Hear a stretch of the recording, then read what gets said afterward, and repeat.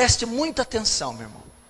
Nós estamos vivendo a era da imoralidade, o século da imoralidade, o século da sexualidade equivocada. É a era do adultério, do divórcio, é a era do homossexualismo, é a era da infidelidade conjugal, dos pensamentos nocivos, da cobiça. Você vai ver homossexuais que trocam de parceiros, tem mais ou menos 11 parceiros por ano. Você vai ver a perda da virgindade por parte das mulheres, tem cada vez diminuído, 13, 12, 11 anos, uma mulher já não é mais virgem. Do homem a mesma coisa, 15, 14, 13. Você tem visto a indústria da propaganda promover a sensualidade feminina, a nudez feminina, a imoralidade feminina, ativando o desejo e a imoralidade masculina. Você tem visto pessoas casadas, viciadas em pornografia, homens que fazem sexo com as mulheres antes usam material pornográfico, durante usam material pornográfico, depois usam material pornográfico. Tem milhões de homens viciados, cativos à pornografia, jovens e adolescentes que visitam milhares de sites por ano pornográficos, vídeos pornográficos, revistas pornográficas, e são escravos da masturbação, ao ponto de jovens chegar a se masturbar 15, 20 vezes num só dia. Compulsão sexual, imoralidade. E Paulo vai dizer aqui que esse não é o padrão para a igreja. O padrão para a igreja é a santificação.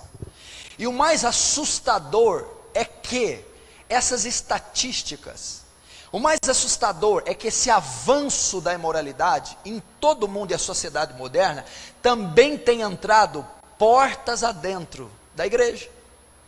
Também está incluindo cristãos, obreiros e até pastores. Está incluindo a igreja do Deus vivo, que está metida em imoralidade, em perversão, em sexo ilícito. E a Bíblia é muito clara em dizer que tudo isso é severamente condenado por Deus com juízo, condenação, lago de fogo, inferno. Não é apenas um simples detalhe ou uma simples falha no caráter de uma pessoa, a imoralidade. Ela é digna, ela é réu do juízo, ela é digna do fogo do inferno. E a santidade, então, deve ser a marca do verdadeiro cristão. Sede santos em toda maneira de viver, como é santo aquele que vos chamou, porque sem santidade ninguém verá a Deus. Porque Hebreus 14 diz: segui a paz com todos e a santificação, sem a qual ninguém verá a Deus. Não serão salvos quem não for santificado. Santidade é um estado, santificação é um processo. A santificação se inicia depois que ocorre a justificação. O que é a justificação? Alguém que creu em Cristo, se arrependeu dos pecados e por Cristo foi justificado. A Bíblia escreve que fomos justificados pela cruz de Cristo. Presta atenção. Uma pessoa justificada é que creu em Cristo, arrependeu dos pecados, se converteu, nasceu de novo, foi salva, única e exclusivamente pela fé. Só que uma prova que alguém foi justificado é que logo depois ele é santificado. Então, o justificado é o salvo, o nascido de novo, o remido. Mas uma prova que ele foi salvo, que ele foi justificado, é que ele está sendo santificado, separado, é que ele vive uma vida de santidade. Então o que acontece? A santidade, a santificação está ligadíssima à salvação, A justificação.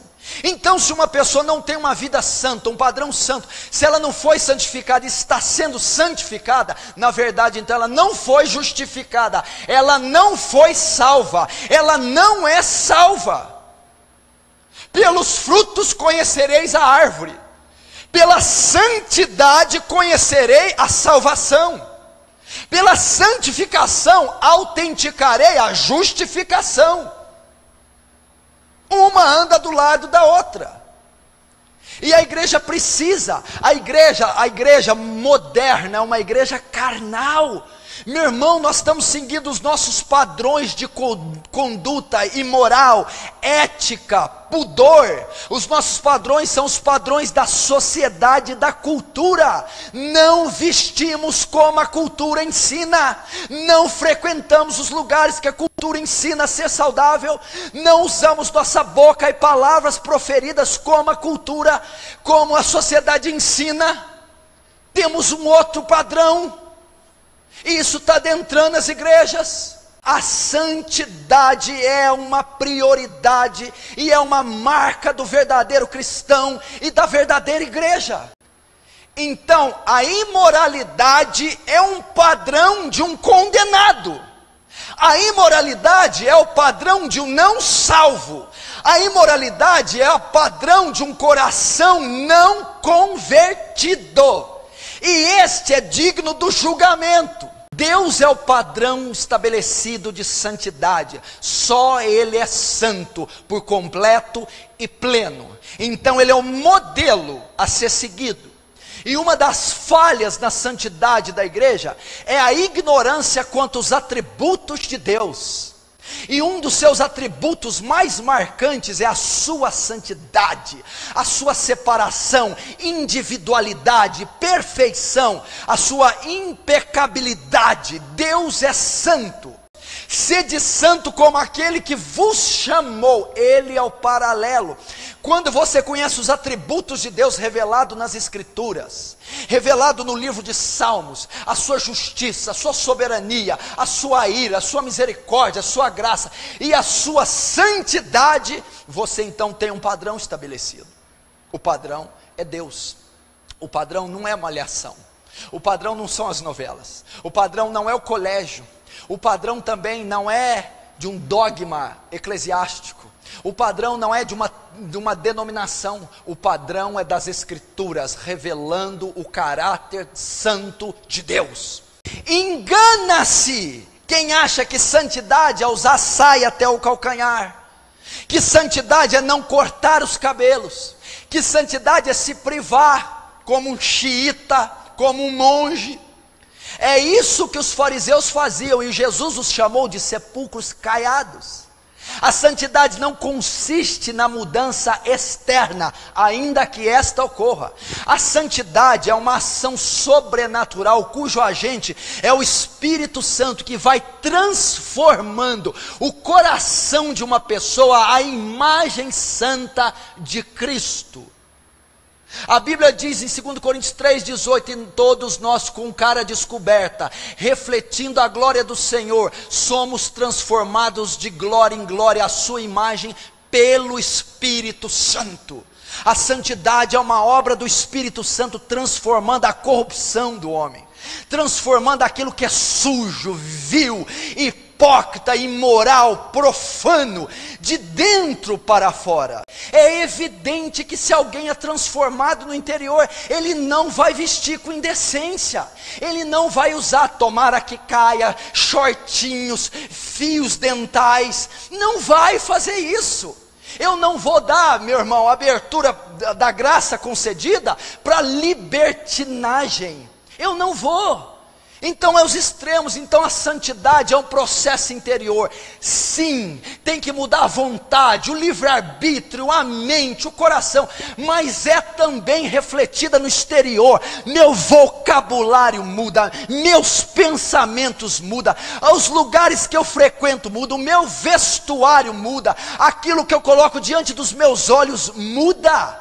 Transforma, meus relacionamentos mudam, eu sou transformado, eu passo a ter uma vida santa. Sede santo, separado. E a mesma coisa o legalista, meu irmão.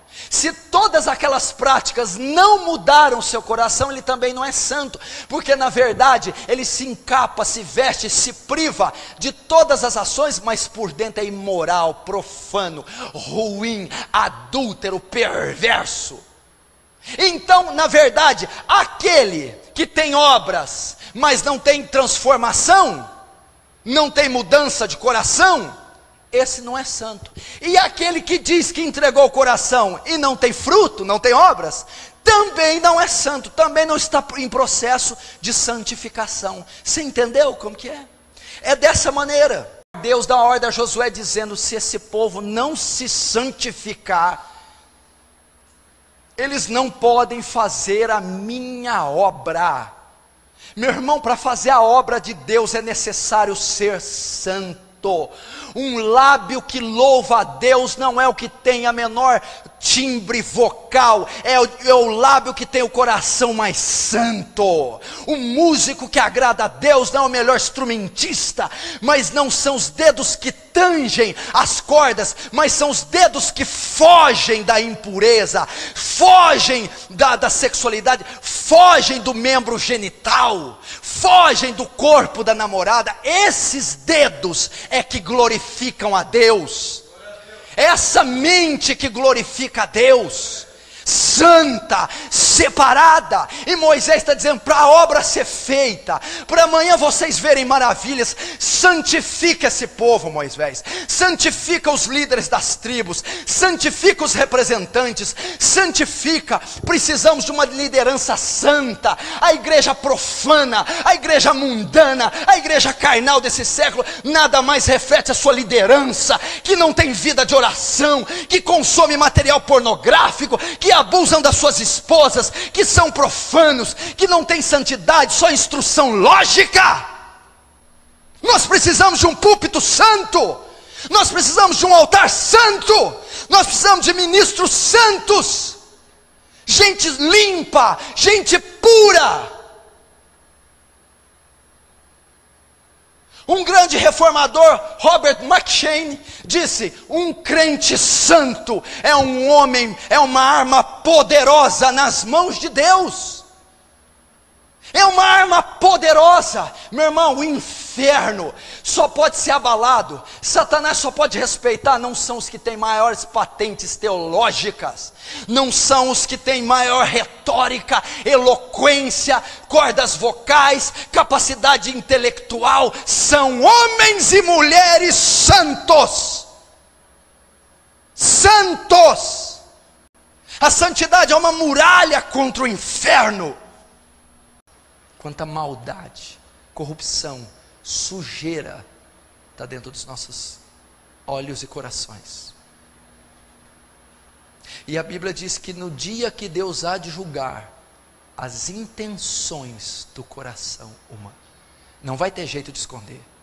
A Bíblia diz em Apocalipse que está registrado nos livros, junto com os livros da vida, do livro da vida, há livros de registro, ao livro memorial, eles serão abertos. Será revelado. Se você não tiver, como o Ravenhill diz, uma mente glorificada e um corpo glorificado, no dia do julgamento, vai ser muito perigoso para você.